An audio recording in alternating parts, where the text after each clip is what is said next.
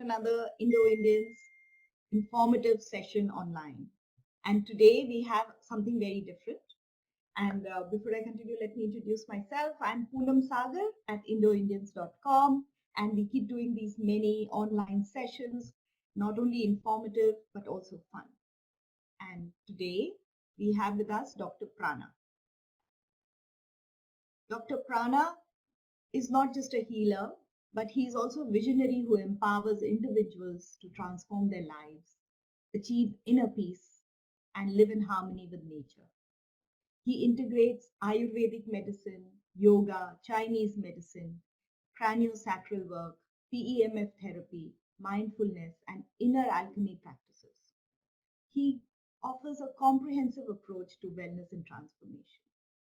So, welcome, Dr. Prana. Thank you. So, Dr. Hello, Prana, everyone. I half the things that I read I do not understand, and only after I heard about Marma therapy that I went and looked online on what is Marma therapy, and so it would be wonderful if you could tell us all about it, and the floor is yours. Thank you, Poonam.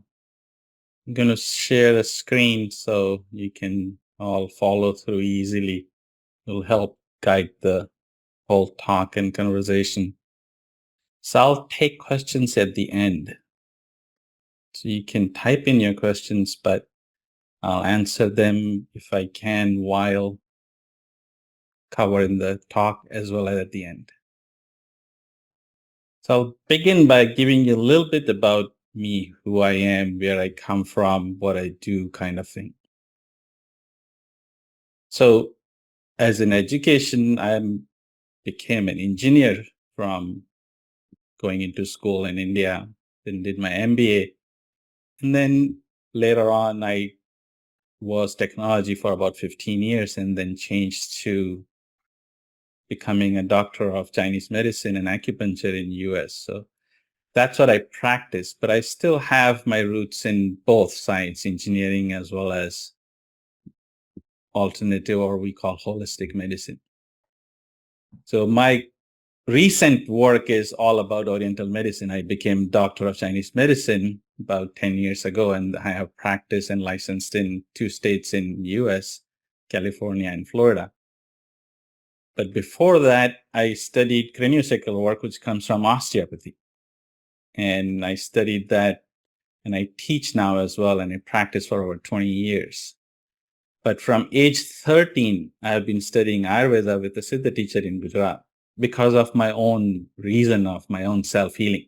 So I started medicine on learning on my own from a Siddha teacher in Gujarat from age 13 until 26, about a decade. And then I was done with my engineering, and then I moved along in different places. So my foundation of all the healing work actually comes from Siddha medicine, which is also called Siddha alchemy. And all of these I combine together, Ayurveda, Chinese medicine, and craniosacral work, which comes from osteopathy. If I'm doing a treatment, I don't do like a modality based. I do because all three, Chinese medicine, Ayurveda, craniosacral work, they have same roots. They're entangled roots, I say. And I'll give a little bit about it.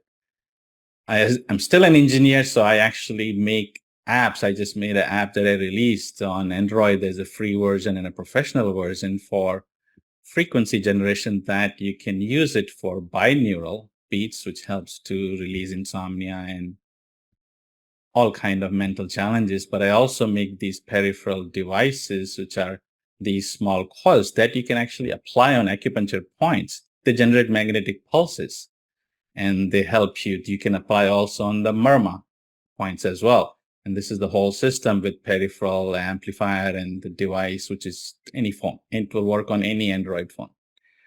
So what is that Marma that we apply these and helps? And so that's the using magnetic field or pulsating magnetic will be like a new technology on Marma. But Marma has been used for ancient times. So let's go into what Marma it is and how it has been used and how you can learn to use it in your own self-healing or also on for your own integrating with any healing practices you have. So what is Marma? In Sanskrit, it's called Marma Vidya, and sometimes it's also called Marma Kala, which basically means art and practice of Marma, or a wisdom of Marma, or knowledge of Marma. Marm literally is a Sanskrit word which means hidden. Like if you read a poetry line by line, you won't understand the meaning of poetry if you kind of look up dictionary in every word. But once you understand all of the words together, then suddenly meaning will appear from the poetry. So it's called the marm, or the essence. So marma points are hidden essence points. When did that all start? The oldest one documented or oral tradition is very old.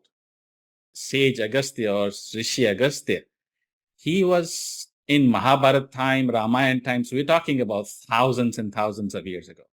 He described Marma, and he is considered Agastya. On the left is actually the statue is from Java temple in East Java, but this is a South Indian statue, the golden one. Agastya is also, Sage Agastya is considered as the father of Siddha medicine, which I learned in Gujarat. He described in brief that there are hidden points where our consciousness and pranas and all the hidden things are there that can be used for healing, diagnostics, and also for inner work, inner alchemy, which he was primarily focused on doing that. And then Sage Yajnavalkya, who was, so Agastya was Vedic sage long time ago. He's considered one of the 7 Vedic primary sages, Saptarishi. But he kind of gave a brief. He didn't go much details other than oral traditions.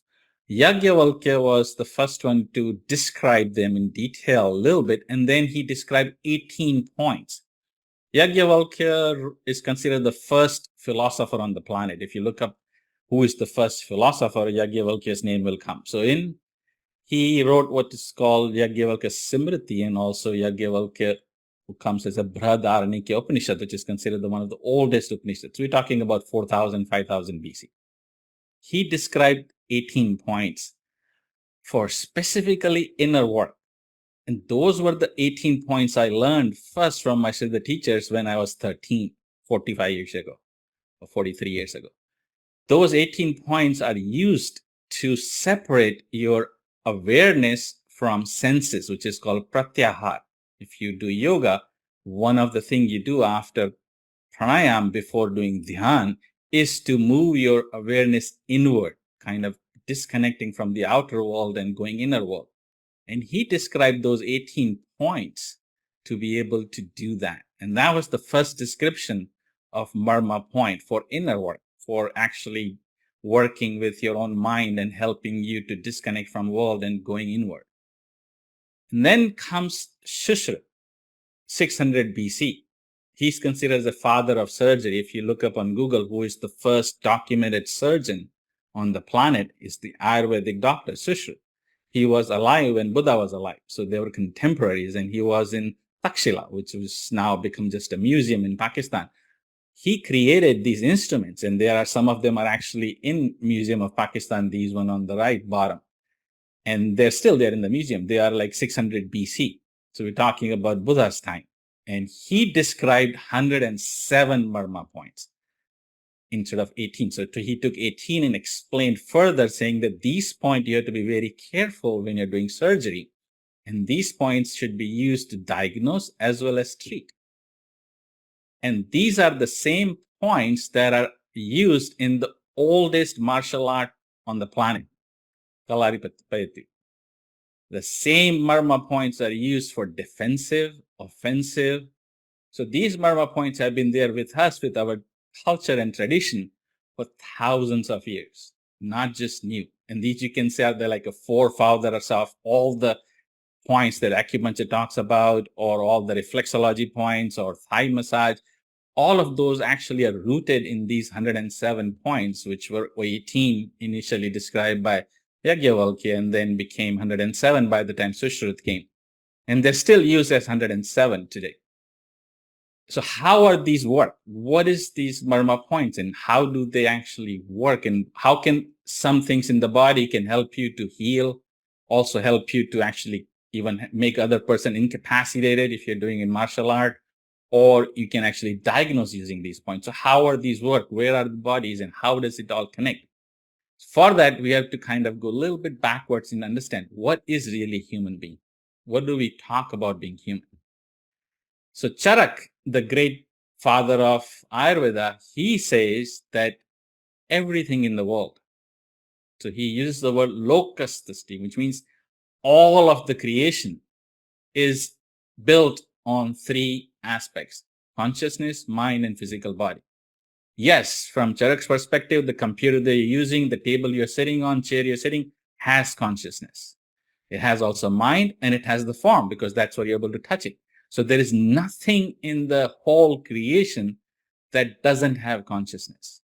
It's not just the only human beings have consciousness or living organ. He says everybody. There is, because we all come from the one. If there is only one source and we all come from that same one source, that means everything has consciousness, from ants to galaxies to computers. And then he says living being, not just the human being, living being. He added four things. So how do you differentiate from table and you, or table and me, living beings and non-animate tables and windows and everything? He said every living being, jiva, not human being, ants, bacteria, anything that is alive has a fourth thing, which is senses. So he kind of adds another ingredient. So in order to be alive, you have to have senses. Otherwise, you're just an inanimate stone or a table or a galaxy or a sun or a planet. Only living being has senses. And we often think senses means my eyes and ears and nose, but that's not what Charak is talking about. Those are sense organs, not senses. The word in Sanskrit is indri, but these are sense organs, not senses, because when you sleep, you go into dream. You still see things and hear things and feel things. You're walking as well. So that's the senses in your subtle body that is going in the dream. When you wake up, the same subtle body connects to your physical body, and now you see the outer world. So senses are not physical. Organs are physical, but not the senses. Senses is what he calls the subtle body. And that's what he's pointing to, that in order to be alive, you just don't have physical body, mind, which gives the shape to the physical body, and the consciousness. In order for us to function as a living being, there is a subtle body that has senses, that links to the physical and consciousness in between, and it connects the. So you're made up of four things, not three. Most people think it's mind, body, and consciousness. Mind, body, consciousness, everything has. But what living beings have is a subtle body that has senses. And those senses is what the subtle bodies have. That's where the beginning of Marma is. So when we talk about subtle body, you actually have three bodies, not one body. If you're a Buddhist, you may have heard of Trikaya, which shows the three bodies of Buddha. But if you go through the Ayurvedic text and Vedic text, we talk about three levels of prana. Prana is same in Sanskrit as Chinese medicine as Qi. So I have three levels of bodies, or three forms of prana. The first is the physical that you already know, which is your physical body shape. It has what is called sthula prana or gross prana.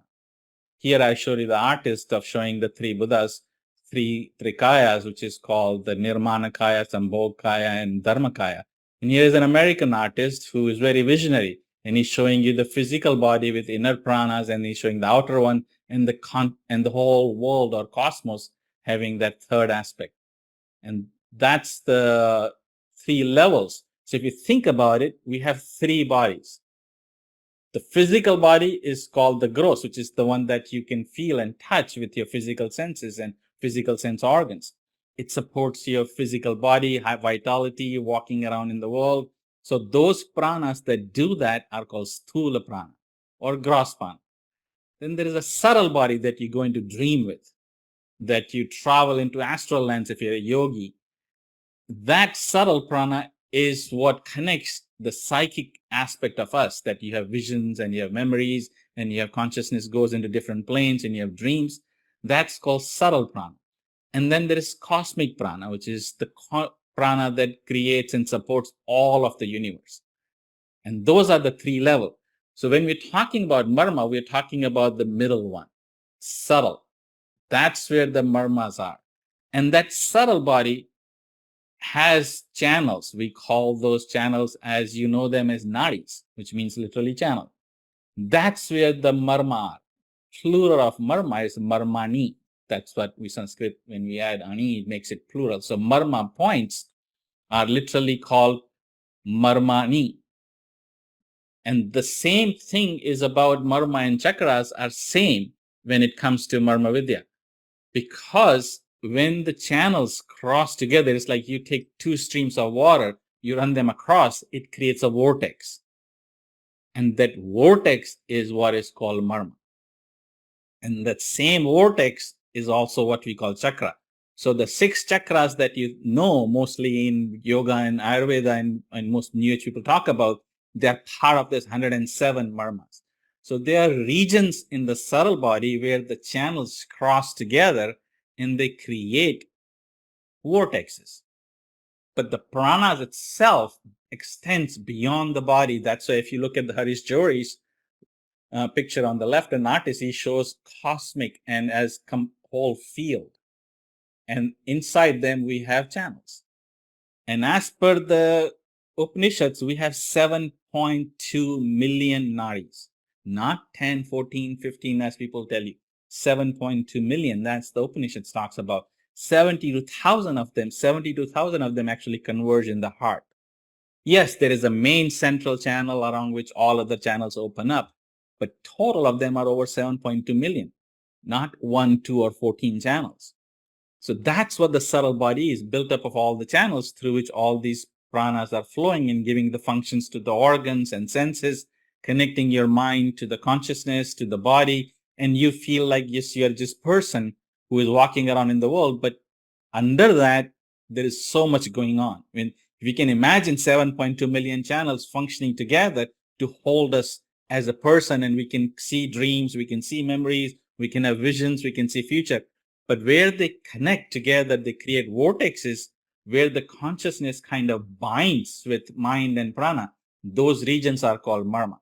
That's why they're vibrational. They're not physical. Yes, they connect with physical body, but they are vibrational because nadis contain pranas that are vibrating through it. They're not something that any instruments can find or connect with it.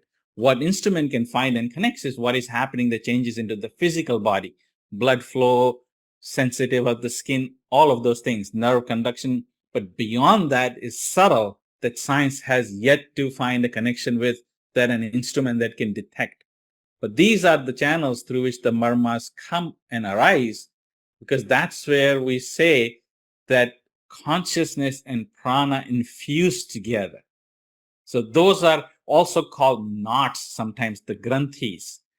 And that's where we are connected with physical bodies. So if you now you can understand, if I have a point in my body that is painful, and if that point is a marma, which means that channel is having problem, which will affect that organ.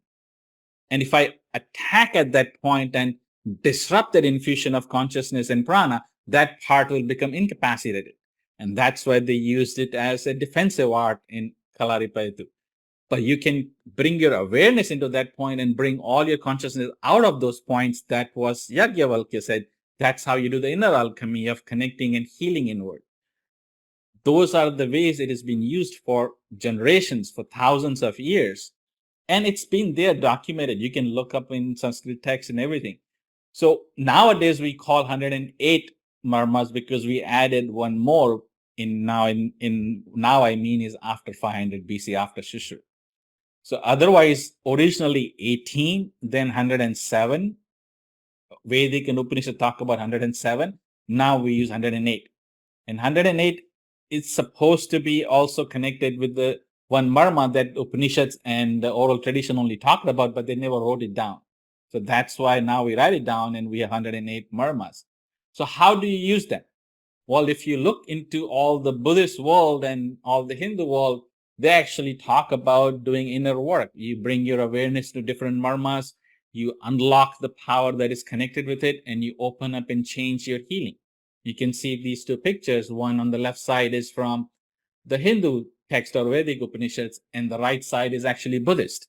The Buddhist text is talking about all the places where the consciousness, and so they show the male and female in combined together as an archetype, but they're not really men and women together inside your body. There are no all these people inside you with multiple hands and multiple.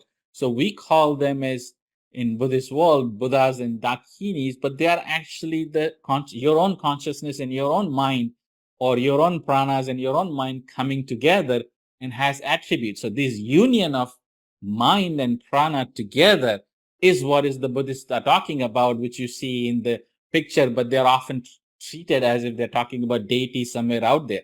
They're not deities, they're forces inside you of the whole cosmos, because remember, this physical body is connected to solar body, which is connected to the cosmic bodies. So literally all of the cosmos is kind of embodied in every person, and they're all connected. And these points that intersect, we call them hidden points, or the marma, where the hidden essence is. Now here is when I went to Tibet in 2010, this is Dalai Lama's palace, which is Potala Palace.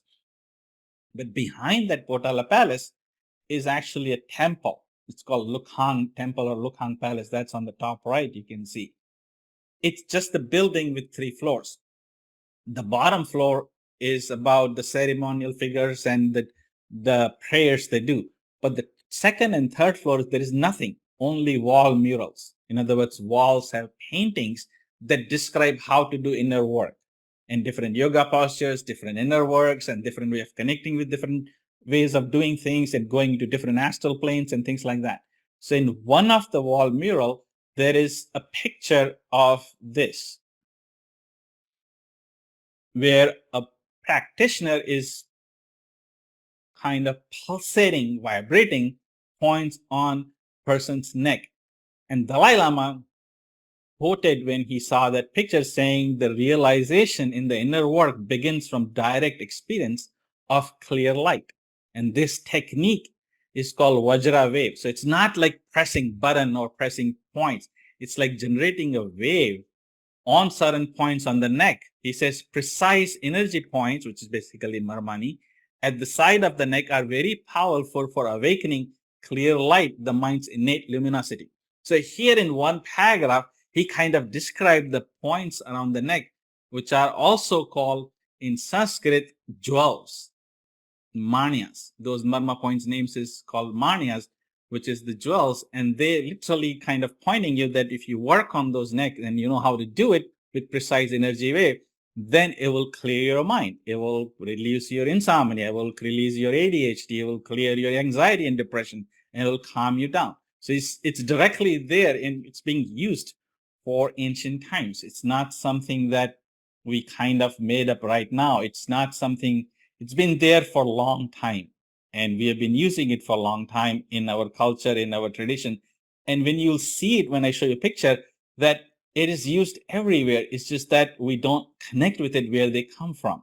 Like Kalaripattu is same defensive art, comes from using the same marma points. And marma points can be used for many things. You can work with all kind of pain, arthritis, headache, musculoskeletal, acute or chronic, anxiety, depression. I just showed you the neck points help, and much more. It can help with organs. It can help with chronic diseases. It can help with, so you can learn to use them, and you can incorporate for your own self-healing, which I did from age 13. I learned how to use it on my own healing because I was born early and went in incubator. So my immune system was very weak, and I used to get sick a lot as a child. And these are the things that helped me. And that's why I also went back from engineering into doing doctorate in Chinese medicine, because in US, you can't practice Ayurveda because there is no doctor of Ayurveda in US like in India. But in US, you can practice Ayurveda under either if you're an MD or an acupuncturist. So that's why I went and did my doctorate in Chinese medicine. And then I realized the acupuncture points, they have roots in the same marma points. So how we use it? In many different ways. For example, the points on the head, you can use it with certain way of moving them and connecting with them to open it and close it, to help them to move the prana and move it. You can also use the gemstones. So now you know why a lot of people use gemstones from ancient times around neck or on the forehead, because gemstones, remember I said marma points are vibrational. They are not physical. They are in the subtle body. So you can see you can use the gemstones to do it. You can use the essential oils to do it. You can also use what this one point on the top right. It's in the between the forehead. It's called stapani in Sanskrit in Marma point name. It basically establishes back to you in your own self. For example, you're hungover or you're anxious or you had a bad trauma that you're no longer in the body. You don't feel yourself and you feel, I am no longer myself. I can't remember anything. I have foggy head. I can't seem to understand what's going on and I can't able to sleep. So in Ayurveda, we do Shirodhara, which means we take an oil and we drip it on that stapani point, which is the marma point between the two eyes on the forehead.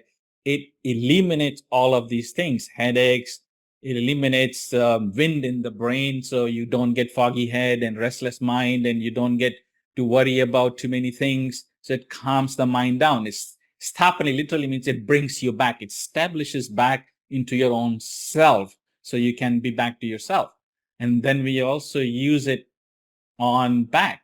Like there are marma points on the back for healing. Here in this case, we kind of make a pond of oil by creating a donut from the dough and then we put oil, warm oil, and we leave it there. So it soaks into the marma point, it soaks into the subtle channels, and then it opens that subtle channels. We also use it with the heat. So this is actually a copper point that is heated. So that's why it's a little red on the front. And we use it for wind, which is primarily arthritis and musculoskeletal joints, where the joints are degenerated and it creates a lot of cracking noises and pain when you wake up or walk. So we use those heat to on the marma points. And you probably have seen the spas where, and if you remember our tradition in India, we always bow down to people's feet. But if you notice, where are we bowing down? We're actually bowing down to that marma point, which is between the big toe and the second toe. And that's the marma point we bow down to connect the person who is elderly to take the wisdom from them. And here in the spa, we're using to close that point with the lemon or lime, actually, to help person to be in their own life. And then I already talked about how we use it with the magnetic pulses, which is the PEMF device that I created. And there are many PMF devices or magnetic pulses devices that you can use it on marma as well, which can be used on acupuncture point. So I'm showing you few of them, but you can understand across all of Ayurveda, across all of Siddha medicine, these marma points are the main points to actually work with. All the manual therapies that you go to Kerala Ayurveda or any Ayurveda, they're using the oil and doing massages, but they're also pressing the points. Now the points are used for both diagnostics and also healing. So when we press a point, if it's painful or if it's numb, it indicates certain imbalance. And then we correct the imbalance using the oil, heat, or just the vibrations, or just you helping yourself to get into that point using your own mind. Like Yagyavalkya talk about going inside you and connecting with that, your own mind with that point. With the 18 points, he said, are the primary one to do that. And those 18 points are also considered the points that connects with the different days of moon. So moon, as it goes through different days, it creates the 16 points and then 2 eclipses, creating the 18 phases of the moon, they are called. And those are what the points also connect to. So those marma points have astrological sense. If you think about astrology, has 9 planets and 12 houses. If you multiply 9 and 12, comes to 108, which is the 108 marma points linking to astrology. So you can think about it, how vast that marma is, so deep into that. You can go into astrology, you can go into self-healing, you can work with people's stress and regeneration, you can bring into your own self-routine when you're working or going for a shower, or diagnosing and supporting yourself what is going on with you or other people. And they're not difficult to learn because they have been there forever. And some of them points are easy to learn. And some of the points can also be used for internal work, like meditation and working with people as well on your own, or meditating on your own. And we use it also, I didn't show in this, we also use herbal poultice. So we take herbs along with essential oils, we put it on the marma points for its vibrational energy to go into the subtle body to open those channels. And marma points connect with blood supply, connect with joints, connect with muscles, because that's where the pranas are connecting and linking. They connect with the bones, they connect with the senses, and they also connect with the deeper level of your awareness because they originate in the subtle body. So if you have to think about marma, don't just think them as just the region to press buttons and press points. They are not that. They're much deeper. They have physical, subtle, and much deeper significance in terms of healing, in terms of working with them. So in summary, if you have to think, basic marma therapy is very easy to learn and master. It's safe. It can be safely practiced. You can do it for your own self-healing. If you are already a practitioner, you can integrate with the daily, with your own practice as healing or with other healings. And if you're interested, I'll be there in Jakarta in May 7 and 8 doing 2 days workshop. If you are interested, you can register. That's the website to register, and then we'll contact you. Chaya Babani is the key person in Jakarta to help you to connect with that. With that, I will open up for any questions. We have still 14 minutes or so. If you have any questions, I can open up and answer any questions. So I think I have the first question. Yeah, go ahead. So can I ask you to stop your video maybe? Yeah. Your, not your video, sorry, screen share. Yes, thank you so much. So can you, as a layperson who's just been introduced to Marma, can you tell me, if I wanted to just see the benefits or something, could you give us maybe a point or maybe? So that's the point with it. Unless you understand what they are, where they are, even if I give you a point, you pushing buttons, pressing buttons won't do anything. Okay. And if you have a particular illness, each illness has a pattern. Many people have headaches, but no two people have same pattern. So you really have to go to a person who knows this. They diagnose it with pressing the point or taking the pulse and channel, and they see what pattern it is. And then we use the combination of points. One point doesn't do it. That's why if you remember, I said Yagyavalkya started with 18 points. You could have given us 1 point and say, use this 1 point. It doesn't work that way. It's what people think that acupressure works. Maybe it relaxes you for a few minutes because somebody pressed your bones and muscles are relaxed. But that doesn't do. After 2 days, the pain will be back. But if you understand Marma well, the pain will be gone forever. So you have to think it's not about point. It's about understanding the whole system. And you can start with basic 18 points. You don't have to learn all 107 points. But learning how to work with them is really one-on-one person's knowing. That's why the books are there. It's been there for thousands of years. Why people can't practice? Because they have to really learn from another person how to go into that. Like Dalai Lama said, there is a precise way to pulsate on the neck so you can see clear light. Now I can tell you there are points on the neck all along. And I showed you also on the picture. You can keep pressing those neck. You're not going to get any clear light. You might get a headache. So it's not a good idea for just me to say, here's the point, do it. Right. So does it also have to do only with it sounds more like, like a very deep way of acupressure, but does this also, involve other things like diet, exercise, or a more holistic way of looking at it? Or is this just, the Marma point? Yeah. So it depends on the pattern. So for example, your diet is fine, you're okay, but you're getting older and now you have suddenly back pain when you wake up. So now what happened probably that you someday got strained and then that strain is still there in your body. So for that, there is no diet change required. You go to the person who knows what the strain is and which marma to press and what to do. And it's not just pressing marma. We actually use essential oils. We use heat. We use cold. We use magnets. Now I use actually pulsating magnetic field, also PMF. We use gemstones or crystals, we call it. So there are many ways to bring the marma to a place where that connection that is lost between the consciousness and prana comes back. Any illness happens because the vital force inside us, prana, is disconnected from our own awareness. And then that part of the body starts to have problem. So all the marma is doing is helping you to reconnect back into your own self. That's why you can even do by yourself if you know where the points are and how to connect with it. can even do with your own mind. That's what Yajnavalkya said in Pratyahar, that you can connect with your own mind with those points and link it back. Remember, your body is connected to cosmos. So the power to heal is coming from inside you. The person is not pressing point and doing anything. It's not like a machine that I'm tightening some screws on you. But the power to heal is inside you. All I'm doing is connecting you back with that power. So there is nothing I'm doing. So if you're doing therapy work and you're getting tired, that means you're actually pushing and pulling. That is tired you.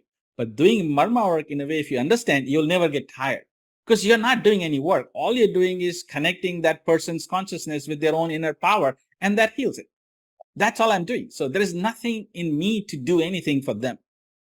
It's their own power that is connected, which is basically the same power that is healing them. So all Marma is doing is bringing that connection back. Think it that way. Don't think that, I know a lot of people talk about acupressure and all those things, but if you go deep into acupressure, it's not pressing points. It comes actually from Japan, not from China. China didn't come up with acupressure. It comes from Japan, shiatsu, which is basically very meditative practice. They are not pressing and pushing. They're actually sensing and feeling what's happening below you in the subtle body and working with it. China didn't create acupressure point. China came up with acupuncture, putting needles into it. But India created a lot before that heat and cold therapies and gemstones on the same points. But it's the goal is to connect the person's consciousness back to the universe's healing power that is inside them. That's what the whole therapy is about. So, Dr. Prana, with that very brief, answer, not very brief, but with that answer that you just shared, it seems to me that it's just, it's a much bigger practice than what can be taught. It means like you have spent your whole lifetime learning this, and it's all about connecting to the cosmos. So then it requires a whole lot of other practices like mindfulness, meditation, by being there, being connected to it, being really aware of whatever you're doing, and it is a much deeper practice. Yeah, if you want to go into that direction, remember it goes. So you have physical body that has gross prana. Most of the disconnect that happens is that level.